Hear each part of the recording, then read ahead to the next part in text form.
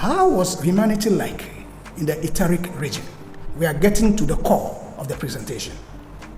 The consciousness of humanity in the Etheric region was like dream state.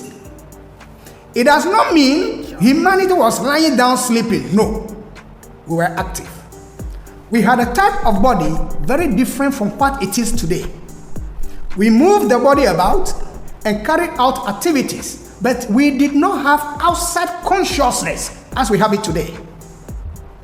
We were one large family and perceived things by having internal picture of them. That is to say, we had inner picture of the thing and acted accordingly. If the thing is inimical, we will see it within ourselves and react. Our state of consciousness is somehow comparable to that of animals of today. They do not see things externally. Animals do not see things externally. They have inner perception, so they know the real nature of the things that they perceive and they act accordingly.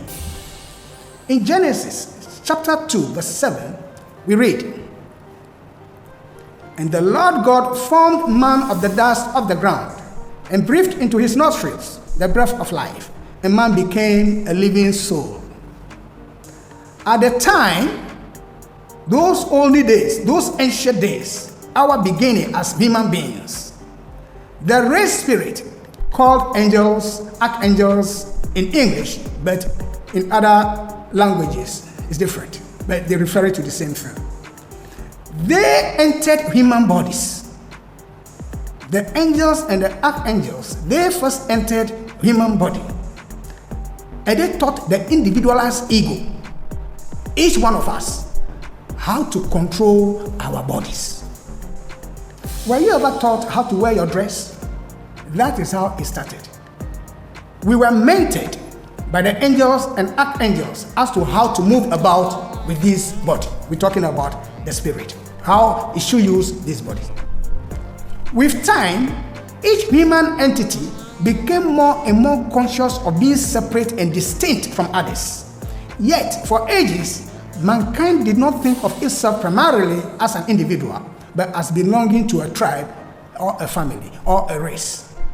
In the etheric region, we were directly guided by higher beings who we could see and interact with. We knew no death, no disease, no pain. When the crude dense body became worn out, we lived in the next higher body. And when a new dense body was available, we will move into it without being aware that we had re-entered a new dense body.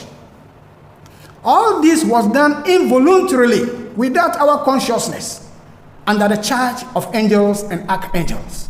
They have the responsibility to guide us during involution, when the spirit was being prepared to take charge of its individual body.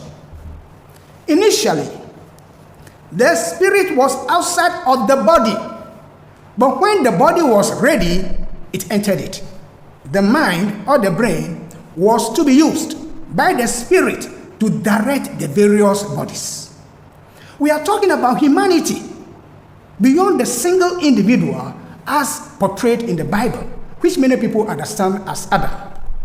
Adam, in actual fact, refers to humanity and written originally as ADN in Hebrew.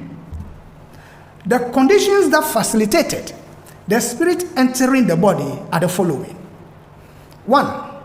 The etheric head and the physical head became concentric. That is, the gap between them was bridged. 2. The availability of red warm blood that generates body heat in the presence of iron. And 3. The upright posture with upright spine and larynx, which took the body out of the horizontal spiritual currents of the earth planet. Let us talk about procreation. Angels are in charge of propagation. At the beginning, humanity did not even know anything about procreation. But at the appropriate time, at the propitious time, when the planetary, solar, and lunar forces are divinely aligned, the angels led humanity to propagate. Filling up every space, no privacy. And silently, it could build and build until you finally see. Whoa, it's taking over, damn no closure, moving closer. No exposure, I just wanna be a loner. Some can't stay sober, looking over all this.